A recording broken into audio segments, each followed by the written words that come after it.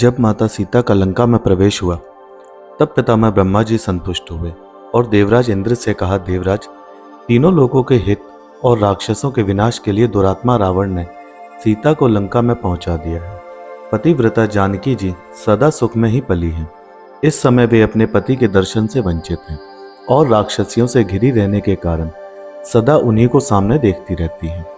उनके मन में अपने पति के दर्शन की तीव्र लालसा बनी हुई है।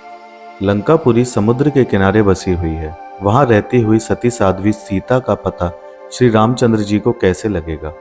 सीता दुख के साथ नाना प्रकार की चिंताओं में सदैव डूबी रहती है।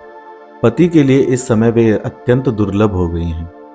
प्राण यात्रा अर्थात भोजन नहीं करती, अतः ऐसी दशा में निस्संदेह वे अपने प्राणों का परित्याग कर देंगी।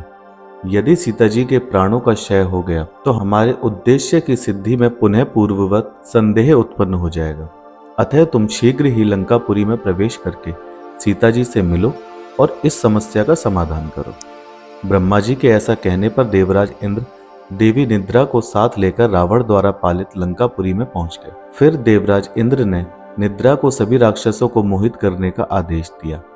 इंद्र से ऐसी आज्ञा पाकर देवी निद्रा अति प्रसन्न हुई। देवताओं का कार्य सिद्ध करने के लिए उन्होंने सभी राक्षसों को निद्रा में डाल दिया। इसके बाद शचीपति देवराज इंद्र अशोक वाटिका में बैठी हुई सीता जी के पास गए और बोले, हे पवित्र मुस्कान वाली देवी, आपका भला हो। मैं देवराज इंद्र यहाँ आपके पास आया हूँ। जनक किशोरी, मैं आपके उद्धार कार्य के लिए महात्मा श्री रघुनाथ जी की सहायता करूंगा, अतः आप शोक ना करें। वे मेरे प्रसाद से बड़ी भारी सेना के साथ समुद्र को पार करेंगे। मैंने ही यहाँ इन राक्षसियों को अपनी माया से मोहित करके सुला दिया है। विदेह नंदिनी सीते, इसलिए मैं स्वयं ही यह भविष्यान्न लेकर निद्रा के साथ तुम्हारे पास आया हूँ। देवराज इंद्र के ऐसा कहने पर शंकित हुई सीता जी ने उनसे कहा, मुझे कैसे विश्वास हो कि आप शचीपति देवराज इंद्र ही हैं जो यहाँ आए हैं। देवेंद्र, मैंने श्री राम और लक्ष्मण के समीप कई बार देवताओं के लक्षण अपनी आंखों से देखे हैं। यदि आप साक्षात देवराज इंद्र हैं तो उन लक्षणों को दिखाइए। सीता जी की यह बात सुन के शचीपति इंद्र ने वैसा ही किया। उन्होंने अपने पैरों से पृथ्वी को स्पर्श नहीं किया और आकाश में निराधार खड़े रहे। उनकी आंखों की पलकें गिरती नहीं थीं। उन्होंने जो वस्त्र धारण किए थे उन पर धूल का स्पर्श तक नहीं होता था।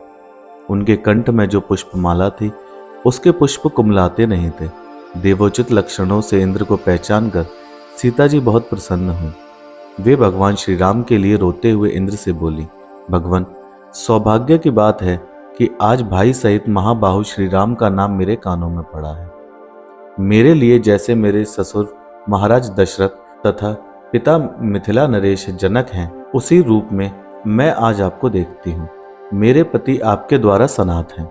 देवेंद्र, आपकी आज्ञा से मैं यह पायस रूप भविष्य जिसे आपने दिया है खाऊंगी। यह रघुकुल की वृद्धि करने वाला हो। इंद्र के हाथ से उस खीर को लेकर उन पवित्र मुस्कान वाली मैथिली ने मन ही मन पहले उस खीर को अपने स्वामी श्री राम और देवर लक्ष्मण को समर्पित किया और इसके पश्चात उन्होंने स्वयं उस खीर को खाया। इस प्रकार उस हविष्य को खाकर सुंदर मुख वाली जानकी ने भूख प्यास के कष्ट को त्याग दिया और देवराज इंद्र के मुख से श्री राम और लक्ष्मण का समाचार पाकर वे जनक नंदिनी मन ही मन अत्यंत प्रसन्न हुए। तब निद्रा सहित महात्मा देवराज इंद्र भी प्रसन्न होकर सीता जी से विदा लेकर श्री रामचंद्र जी के कार्य की सिद्धि के लिए अपने निवास स्थान देवलोक को चले गए। धन्यवाद।